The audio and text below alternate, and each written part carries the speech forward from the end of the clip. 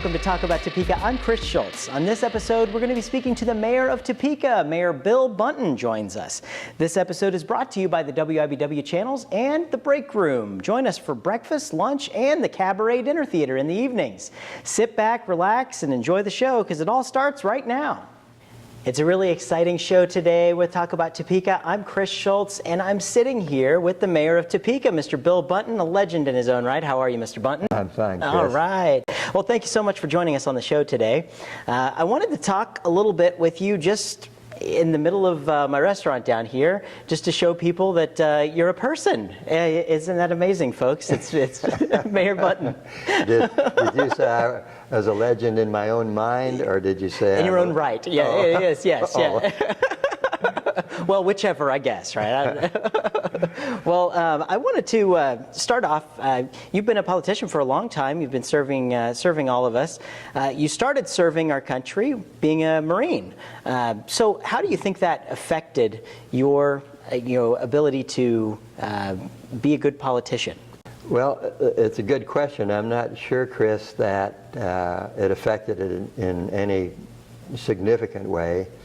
I had graduated from college in the spring of 1952, hadn't been in ROTC, so I decided that I'd follow my older brother Bob and join the Air Force. Mm-hmm. He eventually became a pilot and flew combat missions in Korea, and I thought that I'd certainly be popular with the girls if I was a pilot, so I joined the Air Force. But then I went home and I thought to myself that I'm not sure I'd made the right decision, because one, I'm afraid of heights, and two, I'm not very good at details, which is not a good thing if you're an airplane pilot. Yeah. So I went back and talked to the recruiting sergeant, and he agreed with me and let me out. And I went down the hall and joined the Marines. Mm-hmm. And the Marine way is that you forget everything you learned before and start from scratch, and you do it the Marine Corps way. That had, for someone coming out of college that never had any particular discipline, why, it was a real severe lesson, a good lesson to learn how to be self-sufficient, take care of yourself, follow orders, and be dependable. And the war was over. We ran patrols trying to get line crossers and things like that. But I never fired a shot in anger. I was grateful for that. Yeah. All of these experiences in sports and in the Marine Corps and in the legislature tend to, if you pay attention, tend to mold what kind of a person you are. My interest in running for the state legislature in 1962 was largely because I was young and thought that we were overtaxed and had too much government, and I was going to fix that. Yeah. And I didn't, gratefully. Well, yeah. Most of it's easy to criticize government, but government is established to do certain things. The city, for example, it'd be pretty hard to have a private police force. Sure. A private fire department, or someone like Public Works to take care of infrastructure and sure. Streets and sewers and what have you. And of course a zoo. We used to have Parks and Recs, but that was ceded to the county, and mm-hmm. I'm pleased. I think they're doing a good job of it. All of the experience that I had that led me to get into politics were positive. I wouldn't trade a day of it, but you always walk away from politics feeling that you didn't accomplish very much. Well, and you've been involved in politics since '62. What do you think in that time are the things that you're most proud of that you've been able to accomplish, or that there are some of the pieces of legislation in your time in the House and the Senate? Well, the big things that the state government does is provide a highway system, provide an educational system, a prison system, a social welfare system, and things of that are big in nature. And we're here long before I started in the legislature. Some of the things that we did, that did happen, that if, for example, in the area of education, we started funding the community college system. We brought in Wichita State into the state system.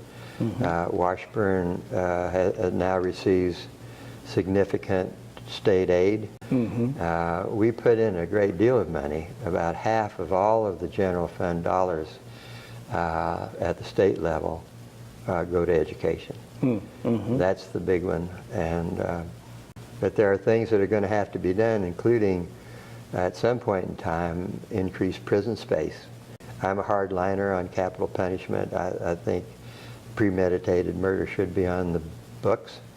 I can't help but think that at some point someone with a gun is going to be looking at someone with the idea that they were going to shoot them, but don't, because that possibility is on the books. Sure. Yeah, absolutely. You got to teach. You have to rule with a strong fist. Yeah.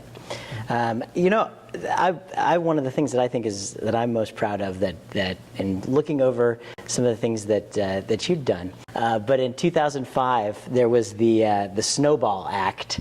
It was a little girl that had sent you a letter and asked you about why the city of Topeka wouldn't allow them to throw snowballs, and you wrote her back, and you said, I would go outside, throw a snowball, and go to the police station and report myself, and throw myself on the mercy of the court.